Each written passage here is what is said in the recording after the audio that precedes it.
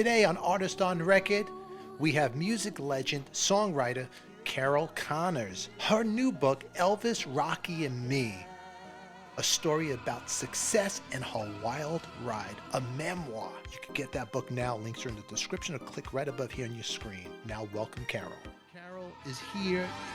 Everything she's done, let me tell the audience really quick in this much time. Carol co-wrote the Rocky theme, Gonna Fly Now, which is amazing song. And then what an amazing song. That's just a little bit. But also Carol was in the band, Phil Spector's band, before he became the Wall of Sound. The Teddy Bears, correct? I was the voice of the teddy bears.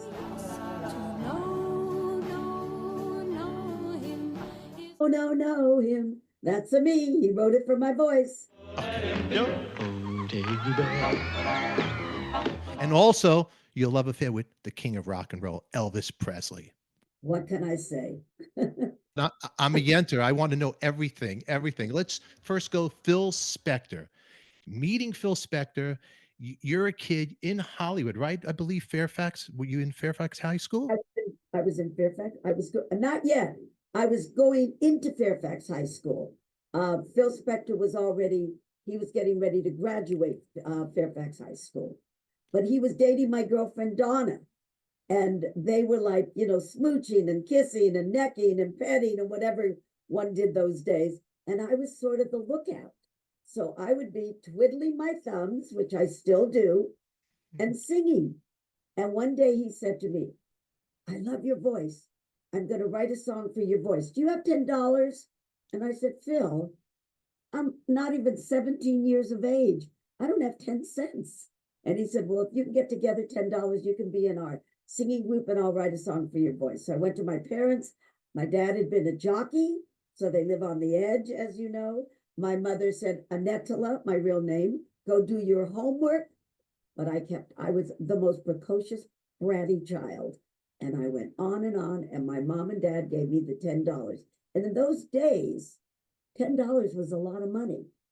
We went into the recording studio, we cut the flip side of the record, and Phil said, I love your voice on tape even more. 2 weeks later, he wrote this song, called me. I was doing my homework. My mother was happy. And he went to now, him. What do you think? What do you think? That I went, well, it's really nice. He said, be here tomorrow. We have to rehearse. We're going back in the studio. And I said, well, how am I going to get there? And he said, take the bus. So I took the bus. We were like one of the first garage bands. Went to the garage of Marshall Leave because Phil Spector's mother and sister were always screaming and ranting and raving at Phil. And it was horrible. And went back in the studio, did it in 2 takes. 1 for balance, 2-track machine, once all the way through, not one splice, not one. Gold Star put Stan Ross on the map, put Gold Star Recording Studio on the map, and guess who the drummer was? Sandy Nelson. That's right. Teen Beat. Went on to have a #1 record with Teen Beat. And I remember standing next to Phil, and he said to Sandy, I want you to go, ba, ba, ba, ba, ba, ba, ba, ba. He heard everything. Even that was the first thing he ever did in his life. He heard everything. And the record went on to become the #1 record in the world. And he said to me, when you sing it, think of your boyfriend. And I said, a boyfriend? I'm not even 17. He said, well, then think of your father. So when I sang the song, I thought of my father. And the irony and the sadness of this is that Phil's father committed suicide. And on his father's epitaph in New York, because that's where Phil was from, it said, to know him was to love him. And he turned it to a teenage lament and literally, as a producer, cast my voice. Wow. That's heavy. That's weird, huh? Think about the father connection. I know.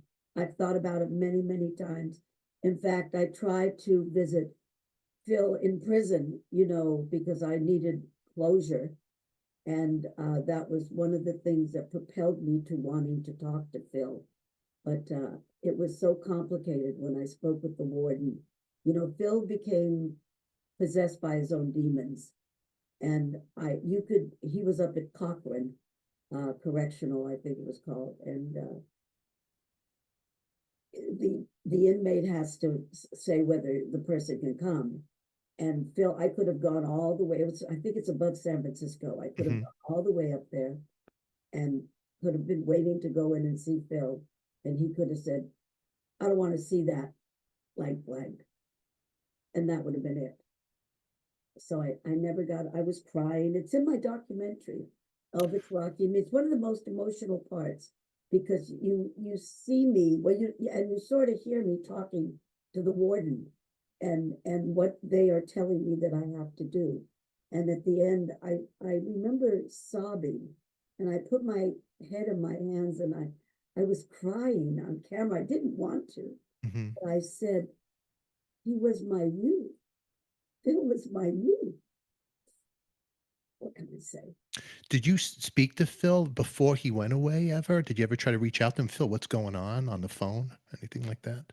I saw Phil after Rocky became a hit and I got nominated for the Oscar. Yes, we went out with his attorney, Marty Machat, who was his attorney, and Marty's girlfriend. But it was such exhausting evening, and Phil pulled a gun. And that night, at the Beverly Hills Hotel, a late lady was walking by. We were all leaving the Polo Lounge. Phil's hair was like this, you know, the big hair. And the lady went, I'm not an actress, but, and Phil got crazy and I'm going to kill that, whatever, I'm going to kill. And Marty was propelling him to the parking lot and to where, you know, you get your cars in LA. And 1 minute I was standing next to Phil, and the next minute Phil had a gun in his hand. And I remember going home, and I closed the front door, and I said to myself, as long as I live, I will never, ever be in Phil Spector's presence again. It was so frightening. And when he was sentenced, I was at the sentencing. Alan Jackson, who was the lead prosecutor, allowed me to be there. Phil never turned his head, never looked at anybody, was stoic, just looked straight ahead as they sentenced him. That was the last time I saw Phil. Philip Spector, guilty of the crime of second-degree murder of Lana Clarkson. What a tragic Hollywood story. You know, It's almost like Shakespearean or like a Greek tragedy, you know, the whole thing. And Lana Clarkson died. Benton was friends with her. oh, really? That's who Barbie Benton, Playboys, the original. She's beautiful. My best friend and dive buddy. Maids together. Crazy, tragic Hollywood story. Phil Spector, how it ended, but he was not a well man. And maybe from childhood, his father, who knows what carried on, you know, but that's the legend of Phil Spector. It ended very sad. And I was just talking to my buddy Kenny Vance from Janie Americans. We were talking the way it's written, the way you're singing it. It's such a epic song, which the Beatles, John Lennon he covered it.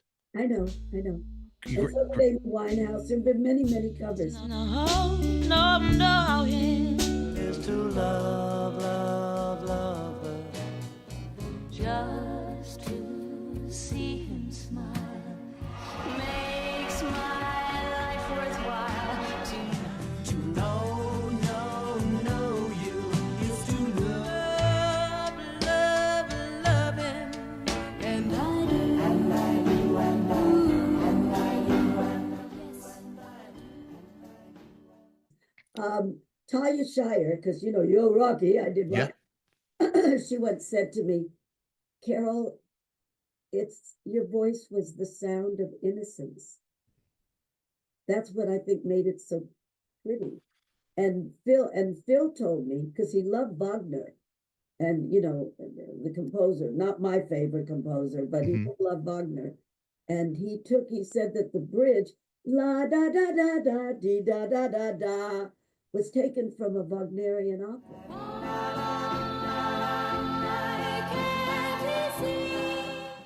I don't remember which one he told me, but that the notes were taken from it, which you can do, it's not plagiarism when it's 5,000 billion years old, but that he had styled it after the Wagnerian opera.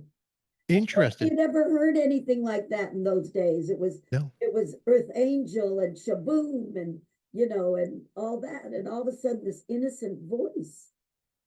Oh, it's what you created was magic. How long did you toy with the record because you took it and did it in 2 takes in the studio. So how long were you practicing to get it together?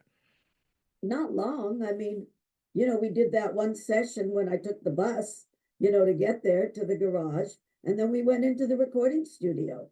I'm a quick learner and an incredible lip syncer. I was very good at lip syncing because you did a lot of that in those days.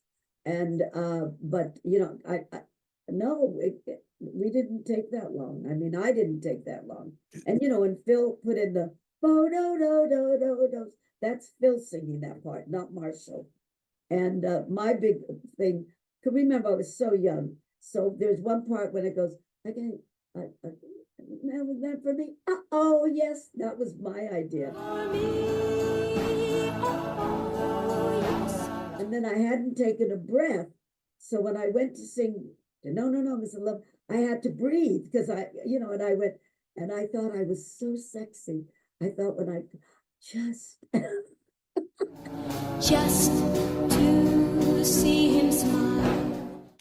It's beautiful. So young. I was so young. It's so crazy the feelings that you captured at such a young age. It's just, you know what, Carol? It's beautiful. Bravo. Thank you. Music history, really. It's a song that definitely you could hear the Letterman, all of them, the Letterman. And it's a song that taught bands like the Beatles how to harmonize. But it's my pride. Yes, it is. Yes, it is. Oh, yes, it is. And how to do a melody. The harmonies that Phil came up with were breathtaking. You can order Carol's book. Just click on the screen right here and post your comments down below. We always like to hear from you. Now click right here for our next episode. Who loves you, baby? We do. Thanks for watching.